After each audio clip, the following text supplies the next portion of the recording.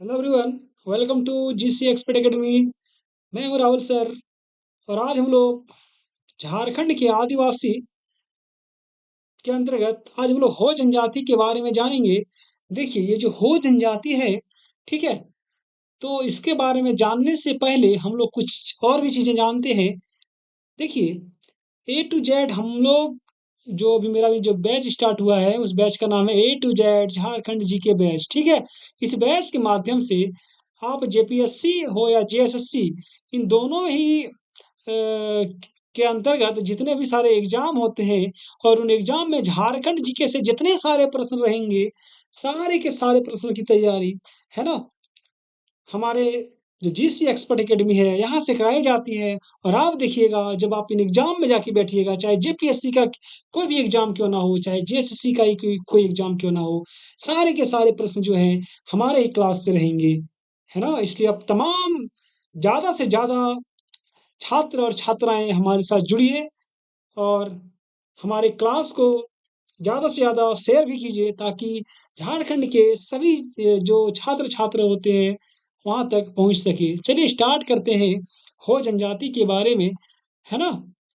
देखिए, जो भी बच्चे हमारे चैनल में नए जुड़े हुए हैं, पहली बार वीडियो देख रहे हैं, वे हमारे चैनल को सब्सक्राइब कर दें और शेयर भी करें। चलिए स्टार्ट करते हैं हो जनजाति के बारे में। आइए, हो जनजाति का सबसे पहले हम लोग क्या देखेंगे, सामान्य परिचय। देखिए, मेरा पढ़ाने का अंदाज यही रहेगा। मैं जिस सीक्वेंस के साथ पढ़ाता हूँ, आप लोग कमेंट करके बताइए कि आप लोग को पढ़ने में मज़ा आ रहा है कि नहीं आ रहा है, ठीक है? अगर नहीं आ रहा है, तो भी बताइए। अगर कुछ सुधार की आवश्यकता है, तो वो भी बताइए। मैं आपका जो सलाह होगा, ठीक है, उसके अनुसार मैं और भी सुधार करना चाहूँगा। चलिए आगे बात करते हैं, हो जनजाति के सामान्य परिचय के बारे में देखेंगे। तो देखिए, पहले जानेंगे हो जो होता है, इसका शाब्दिक अर्थ क्या है। तो हो का शाब्दिक अर्थ क्या होता है मेरे प्यारे बच्चों, मानव होता है। ठीक है, यहाँ पे देखिए, हो माने क्या हो गया, मानव। अरे है कि नहीं। चलिए बात करेंगे भौगोलिक वितरण की। तो झारखंड में जो हो जनजाति होती है, वो कोल्हान क्षेत्र में पाई जाती है। अब एक चीज आप लोग बताइए कि कोल्हान क्षेत्र में झारखंड के कितने जिले आते हैं कोल्हान प्रमंडल में। कमेंट करके बताइए, बाकी हम तो बताएंगे ही। चलिए आगे बात करते हैं, भाषा देखते हैं। हो जनजाति की जो भाषा है, वो लोग हो भाषा बोलते हैं, ठीक है। देखिए, हर एक जनजाति की अपनी एक लिपि होती थी, ठीक है। हर एक भाषा की अपनी लिपि होती थी, उसी तरह से हो भाषा की भी अपनी एक लिपि लिपि है, जिसे वरांगचिति कहा जाता है। अरे क्या कहा जाता है, वरांगचिति। देखिए, वरांगचिति जो लिपि है, यहाँ पे देखिएगा, ठीक है, वरांगचिति, थोड़ा इधर लिखते हैं, वरांगचिति, है ना मेरे प्यारे बच्चों, वरांगचिति। तो इसका जो आविष्कार किया, किसने किया, डॉक्टर लाको बोदरा। डॉक्टर लाको बोदरा एक व्यक्ति थे। इसने वरांगचिति जो लिपि है, इसका आविष्कार किया, कब किया, तो 1934 ईस्वी में किया, ठीक है। चलिए आगे बढ़ते हैं हम लोग। तो इस तरीके से हम लोगों ने हो जनजाति के जो सामान्य परिचय होता है, उसके बारे में हम लोगों ने यहाँ से यहाँ तक जाना। चलिए आगे बात करेंगे हो जनजाति की जो सामाजिक स्थिति है, उसके बारे में, है ना मेरे प्यारे बच्चों। देखिए, किसके बारे में बात करने वाले हम लोग, सामाजिक जो स्थिति होती है उसके बारे में, ठीक है। तो देखिए क्या होता है, समाज जो होता है हो जनजाति का, वो पितृसत्तात्मक होता है, ठीक है। बात करेंगे हो की, तो हो जनजाति में 80 गोत्र पाए जाते हैं, है ना।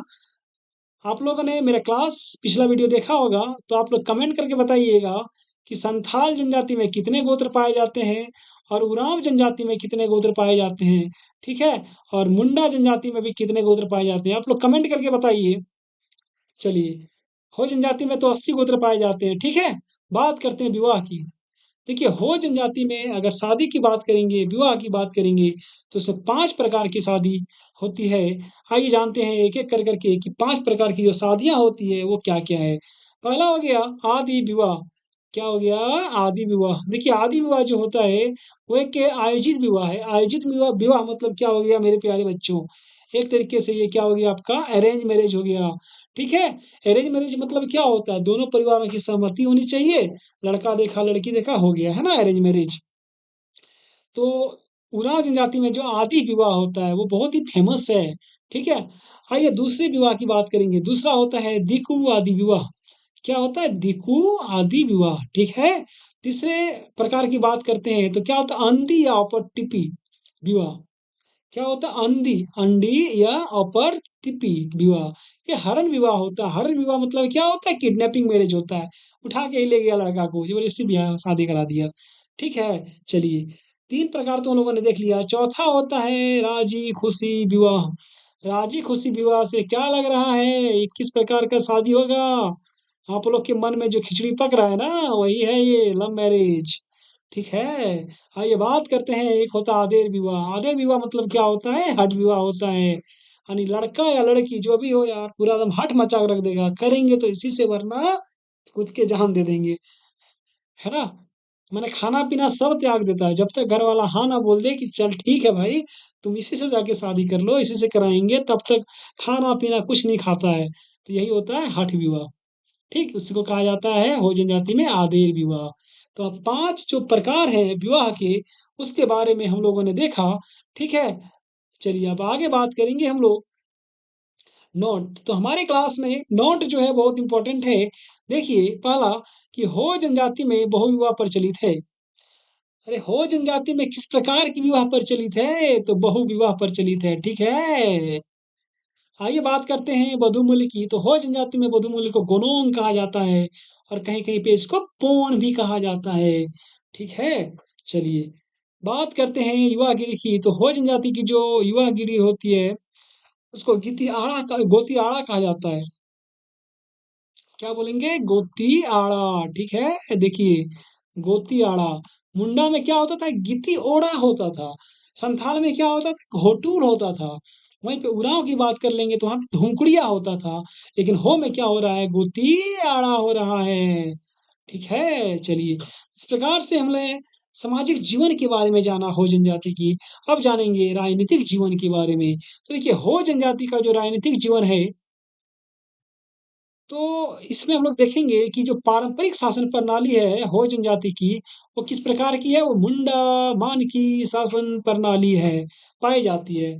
तो जो भी छात्र, ठीक है, हमारे चैनल में नए हैं, वे मुंडा मान की शासन प्रणाली को, ठीक है, आप हमारे प्लेलिस्ट में जाइएगा, वहाँ पे झारखंड जीके लिखा होगा, ठीक है? उसके अंतर्गत A to Z Jharkhand GK batch जो मेरा चल रहा है, इसी में मैं वहाँ पे आपको मिल जाएगा मुंडा, मानकी शासन व्यवस्था ये वाला पूरा विस्तृत रूप में इसको वहाँ पे बताया गया है। तो आप वहाँ से जाके वीडियो देख लीजिएगा, ठीक है? बहुत अच्छे तरीके से वहाँ पे बताया गया है, मुंडा मानकी शासन व्यवस्था के बारे में, ठीक है? चलिए अब आगे बात करेंगे आर्थिक जीवन की। किसकी आर्थिक जीवन? तो मुंडाओं की आर्थिक जीवन, है ना? चलिए देखिए, बात करेंगे प्रमुख त्योहार तो मुंडा बोलते हैं हो जनजाति, है ना? हो का आर्थिक जीवन, तो हो जनजाति का जो प्रमुख त्योहार है मेरे प्यारे बच्चों, क्या हो जाएगा? पहला हो गया माघी, ठीक है? दूसरा हो गया सरहुल, ठीक है? सरहुल को ये लोग बाहा कहता है, ठीक है?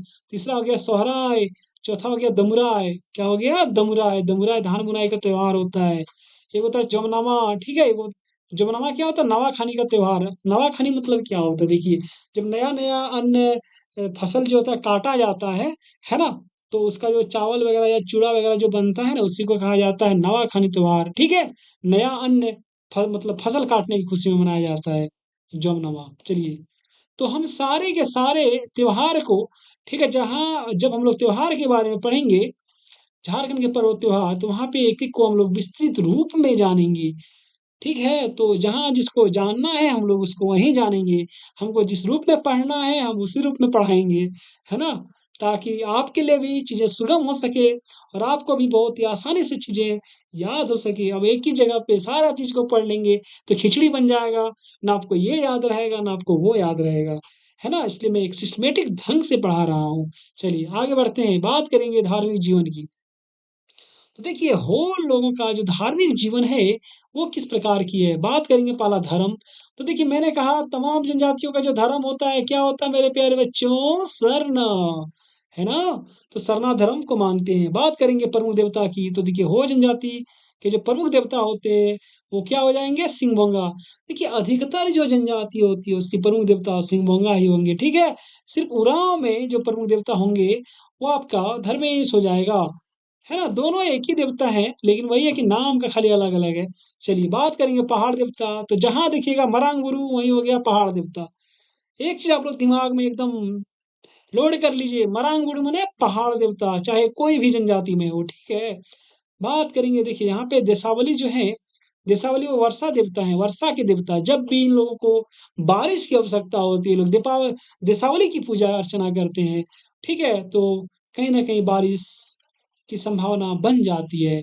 बात करेंगे धार्मिक प्रधान की, देखिए सारे देवता हैं, तो इनकी पूजा अर्चना करने के लिए भी कोई तो पुजारी होना चाहिए।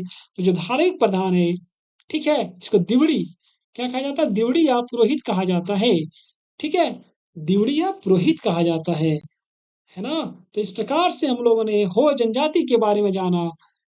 तो अब हम लोग अगला वीडियो में झारखंड के आदिवासी के अंतर्गत अगले भी अगले जनजाति को देखेंगे। अगर हमारी वीडियो आपको अच्छी लगी हो, तो आप लोग हमारे चैनल को सब्सक्राइब कीजिएगा और जितना भी हो सके ज़्यादा से ज़्यादा हमारे चैनल को शेयर कीजिए ताकि झारखंड के सभी स्टूडेंट तक हमारा वीडियो पहुँच सके। धन्यवाद। जोहार।